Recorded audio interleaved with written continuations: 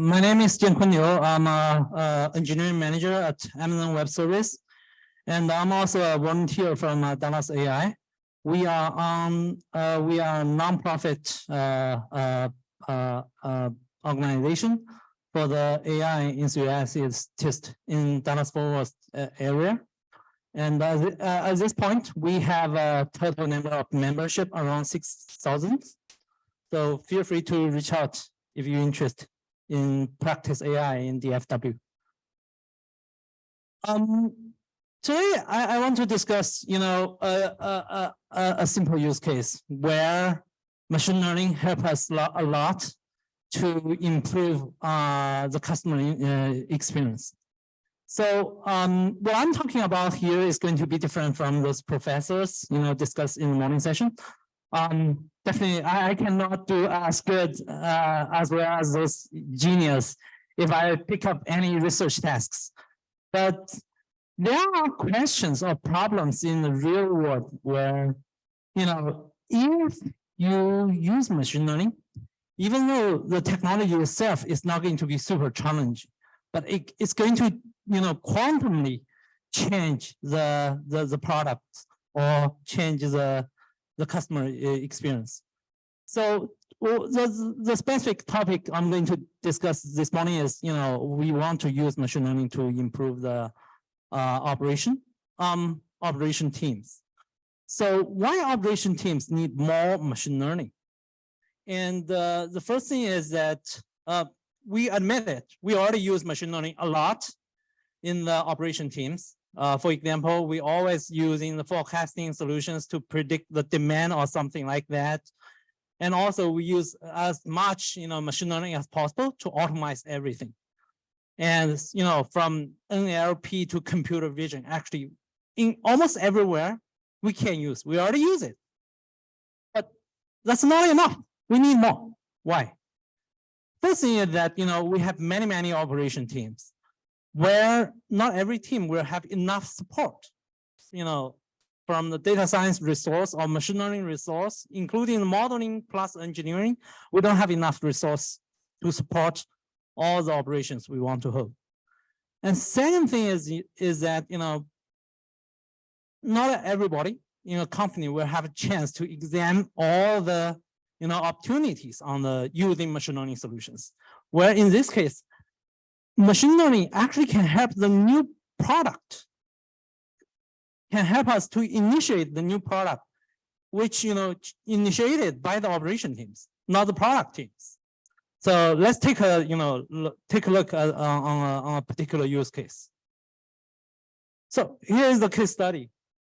Let's, think about e-commerce, platform. Think about it.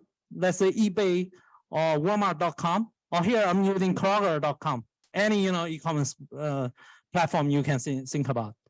So a customer, comes to Kroger.com, and she made an order. I want 1 bottle, 1 gallon milk. And in this case, Kroger.com directly say, okay, I take your order. I will take it and I will ship it.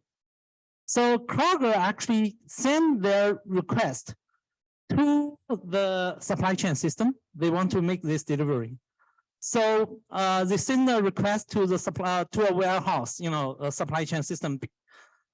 Actually, this request was sent to the warehouse in Miami because, even though this customer is in Seattle, but, in this case, we don't have any inventory in Seattle warehouse. So we have to send this request to a Miami warehouse. I told Miami warehouse, okay, send 1 bottle, 1 gallon milk to customer of Jackie at San Jose, California. And then in this case, what we have to do is that we need to use the air delivery. We ship the, items through the air, which is super expensive. And it's not sustainable. This is the extreme, synthetic use cases. But what I want to let you know there is the similar thing happens every day on a big scale. And that brings a lot of stress and cost on the supply chain system of a big, e-commerce, company. So this is a problem. There are solutions, right? We want to solve it. So now we want to change the existing solutions on how can we do better. So when the Jakey submit a request, I want 1 bottle, 1 gallon milk. Kroger.com will not directly give her feedback, a response. And then rather than Kroger.com, they will send a request to their supply chain system. Said, give me the shipping cost from different warehouses. Give me all the shipping costs from all the warehouses, and then I'm going to do a ranking. I'm going to put those warehouses with lower costs at the beginning of the recommendation.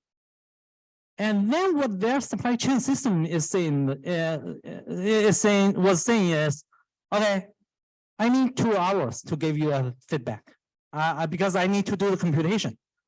And also the second thing is, every shipping cost is associated with a shipping plan. But unfortunately, generally speaking, a shipping plan will need to change 20 times before the item has been shipped. Because we have a lot of internal operation going on. The inventory is changing all the time. It's dynamically changing all the time. And also, we internally do a lot of movement of all the items in our warehouse, just for some other operation, considerations. And at the end of the day, the supply chain tells the front end, page, I am an optimizer. If you give me any request, it takes me more than 2 hours to do the computation because I have so many conditions, and I want to minimize the cost. So, in fact, the supply chain system is an optimization system where the computation is super expensive. It takes time. So now it seems that we are stuck here because the customer-facing apps is a real-time apps. Actually, the latency they can allow us to have is around, definitely less than 1 second. I don't want to release the true, kind of latency budget here, but it is something definitely way below 1 second. So, and this supply chain system needs 2 hours, so it's not doable. Let's think about how machine learning can help here. We replace the supply chain system with a shipping cost service. Basically, is a machine learning model put it here. And for sure, you need to train the model before, right? Before you put the service on. And then when the Kroger.com send a request to the shipping cost to service, they give me the shipping cost from different warehouses. What you really need to do is a real-time inferencing. You just do the computation once. It's not optimization. You just do the inference. And then the time is really fast. The latency is super small. You actually, the shipping cost service was able to give a feedback or response. Okay, the shipping cost from warehouse A is, for 1 gallon milk is, $15, which is very expensive. However, the shipping cost from warehouse B of 2.5 gallon milks, 2.5 gallon milk is free. Then what do you want to share with the customer? In the recommendations submitted by Kroger.com, it would tell the customer, okay, from warehouse B, I can ship you 2.5 gallon milk, and the cost is free. But if you still want 1 gallon milk, I have to ship it from warehouse A, and the cost is $15. What do you want? You make the choice. So in this case, actually, this shipping cost prediction system will be able to help us to kind of reduce the operation cost a lot. But there are some trade-offs, happen here, and actually it happens every day in a real-world engineering problem. Can you guys see my pointer?